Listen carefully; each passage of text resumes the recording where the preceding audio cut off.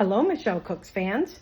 I have been working on our peaches because my husband picked a whole bunch. And there's a bunch of peaches that have a lot of squishy spots, or it's going bad on one side, but the rest of the peach is okay. So for those peaches, what I have done is I've cut off the bad parts, washed them, and taken out the pit.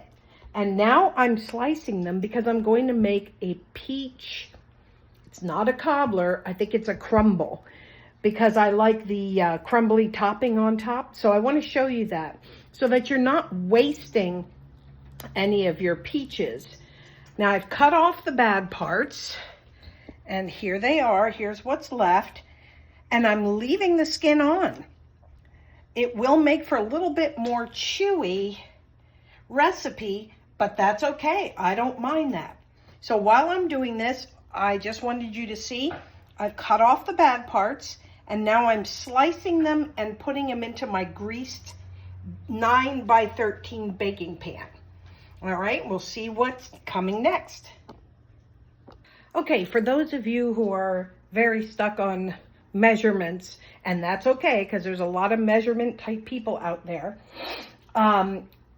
I tend to not necessarily be that. I let that be my guide. So it calls for 8 cups of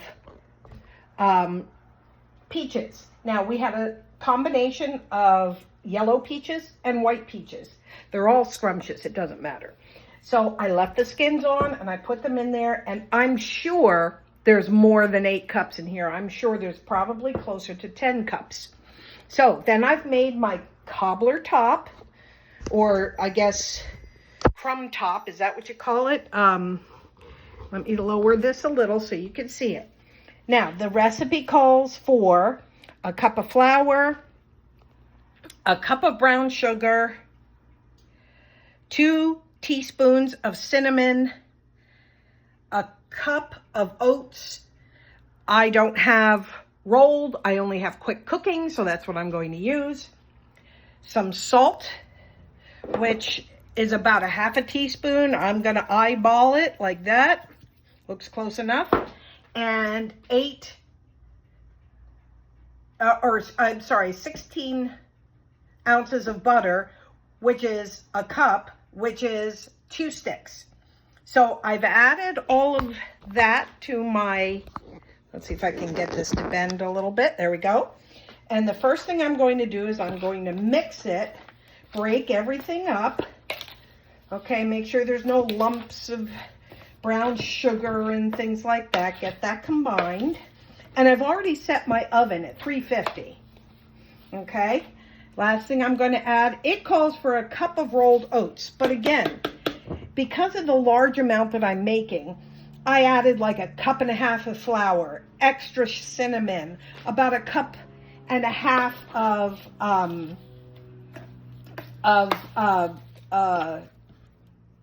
the brown sugar, and I mixed in a cup of oats because just my preference, I prefer the flour over the oats. So I did add the cup, but I didn't add extra. Okay, so the next part we're going to do is we're going to add all this butter. And I cut it up into smaller pieces, so hopefully it'll go a little faster. This is my least favorite part of doing this.